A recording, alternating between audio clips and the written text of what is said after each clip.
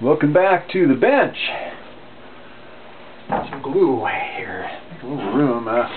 Cleaned this off a few days ago. It's starting to already get messy. Anyway, here we have an SH1000, one of the first synthesizers Japan sent over, 1973. This thing has just a sweet warm smell.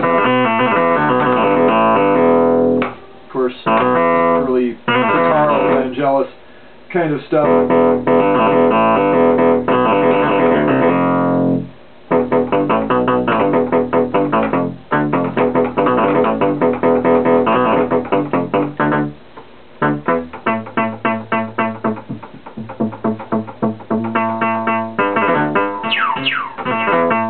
Very kind of a rough resonance there. This one uses one analog oscillator that is a divide down network, and those successive stages generate the different footages you have available. And there is a row of tabs.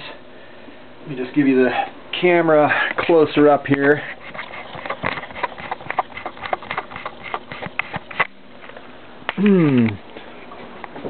We have a row of tabs. These presets, so you hit piano, and it takes over and cancels all this stuff. And these are all arranged voices from these footages. You still have the same footages to work with here. 32-foot saw, 16-foot square, 16-foot pulse, 8-foot square, 8-foot pulse, 8-foot saw, 4-foot saw, 2-foot square, and noise. Noise is controlled from here on the panel, so can bring that up and down. Anyway, and of course over here are some your envelope.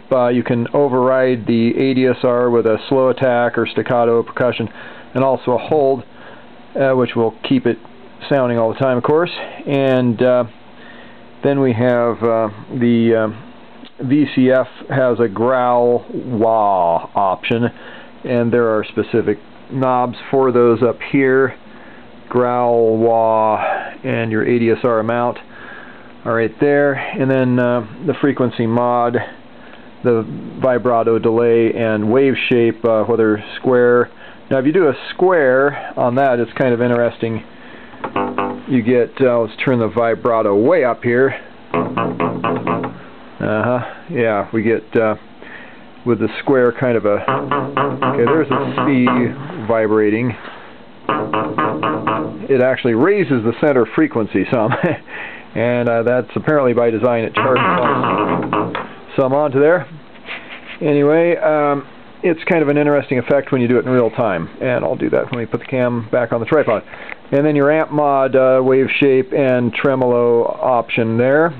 And then there's a tremolo amount up here.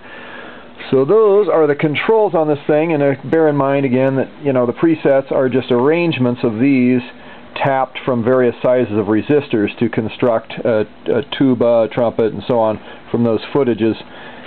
So that's kind of how the machine works. And I have a scrap one of these. I'm thinking of putting a set of sliders instead of the knobs, so that I have the ability to mix that whole palette back, okay, into whatever I want.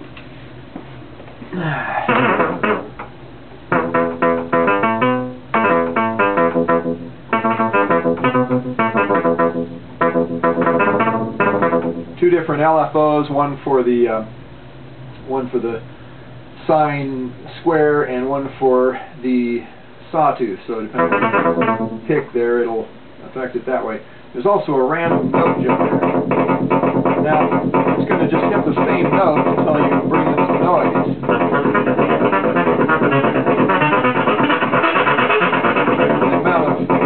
The amount of noise that you select will determine the width of the randomness in the note selection.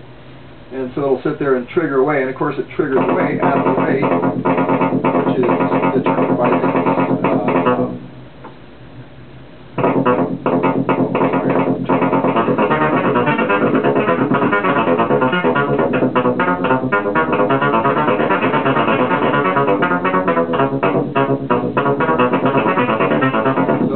oscillator that drives the whole phenomena.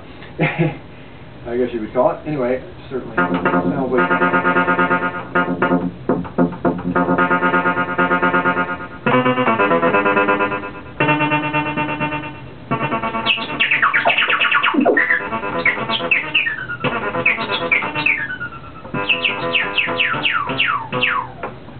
And of course you have gradual attack, or okay, it's not extremely long, but pretty good for back then.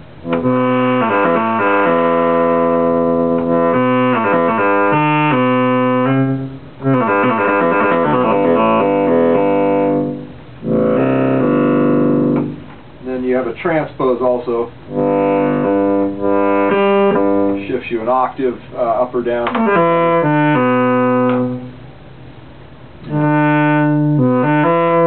Hold will do that for you.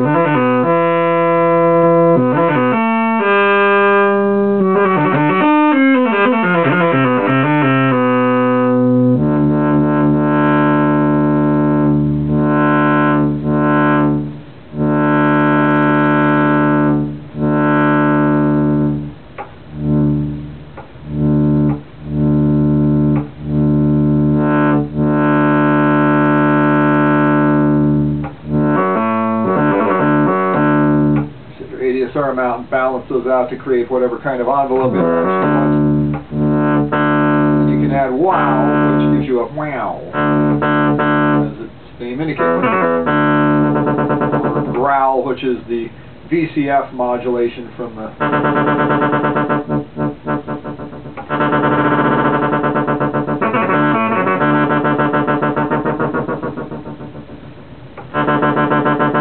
There's a delay on the vibrato also. That's pretty much the instrument. Pretty stable machines usually. This one had a lot of problems. It was a basket case pretty much, but real beat up, and it was in this Tucson buyout we got. And it had a module which one of the pins I had to excavate into the potted module. This has a resin potted module in the VCO, and it had to be taken apart a little bit and resoldered, and it all seems to be good now. So, Roland SH1000.